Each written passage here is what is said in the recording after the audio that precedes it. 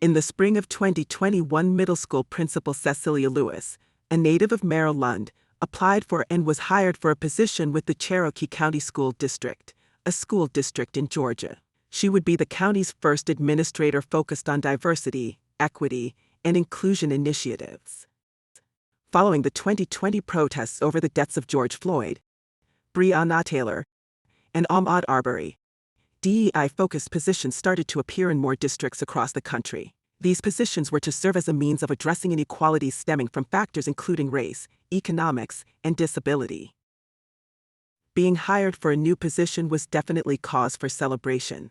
Along with names of other hires, the district announced her hiring along with mention of her stellar achievements. Lewis felt welcomed and looked forward to starting her new position. Unfortunately, that joyous feeling of accomplishment would be short-lived.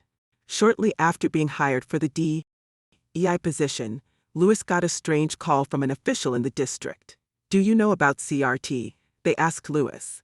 At the time, she thought they were referring to culturally responsive teaching. She was thinking of the philosophy that connects a child's cultural background to what they learn in school. But, actually, the district official was referring to critical race theory, which contends that racial bias is ingrained in American institutions and laws and has disproportionately harmed people of color. The previous fall, Donald Trump, who was president at the time, in a speech referred to CRT as toxic propaganda and ideological poison in a speech. The caller informed Lewis that neighbors near Cherokee County were making it known that they were upset about her being hired to work in the district. People were making false accusations that Lewis was bringing CRT to Cherokee County. The district was aware of these actions but made it sound as if it were no big deal at the time. The following month, dozens of parents from across the country met up in the clubhouse of the Cherokee County Golf Course. And, of course, the topic of conversation was critical race theory. The guest list included a conservative podcaster and several other presenters. The podcaster told the crowd that CRT teaches kids that whites are inherently racist and oppressive, perhaps unconsciously, and that all whites are responsible for all historical actions and should feel guilty. She also stated that she should not have to repent for something that her ancestors did. Further, she suggested potentially forceful or aggressive ways that the parents might get their voices heard regarding their disdain for critical race theory and anything related to it.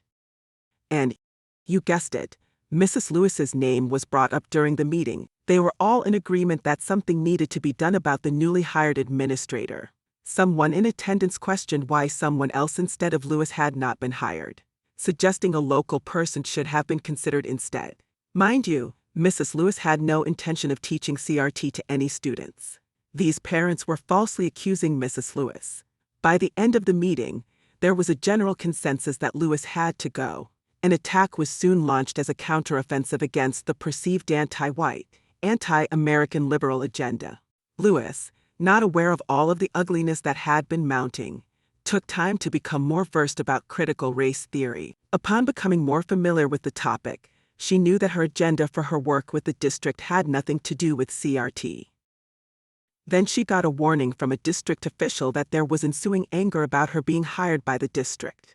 Lies were being spread about her online activities, accusing her of Marxist ideology. That was untrue and ridiculous, because Lewis barely even had a digital footprint.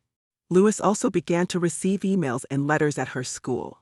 In those notes, she was called names including Black Yankee. The return address was a Cherokee County citizen. The letters clearly stated that they did not want her in their schools.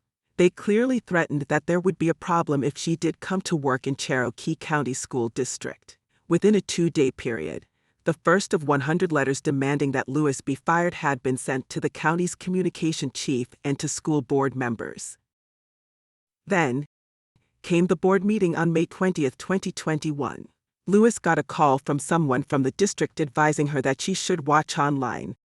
So, she and her husband watched the unsettling shenanigans from their home. By 7 p.m., the room was filled to capacity. The viewing area in the lobby was also at capacity. Those who could not get inside attempted to view from outside, peering through windows, trying to view large screens mounted in the boardroom. Others watched from outside, on their devices. There were shirts with sayings, "I don't co-parent with the government." There was posing for pictures. There was even a prayer circle. Then the meeting started. A board member started with a resolution against teaching CRT and the 1619 Project. The 1619 Project is a Pulitzer Prize-winning New York Times series that some conservatives also want banned from schools. During the meeting, to Lewis's surprise, the superintendent announced that there would be no DEI plan. Of course, Lewis felt a certain type of way. She has had a stellar career and had done nothing wrong.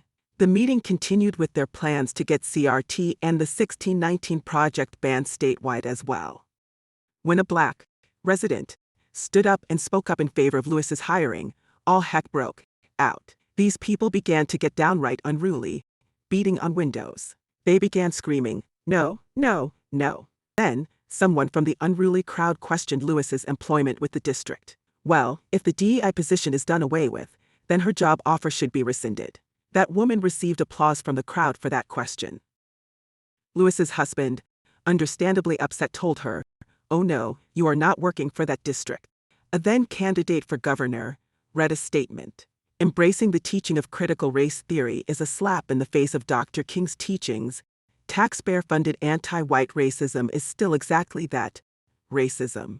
Lewis was shocked and hurt to hear that someone had attacked her using terms that Martin Luther King Jr. had used to advocate for compassion and love. She thought that what she had just seen went against his principles.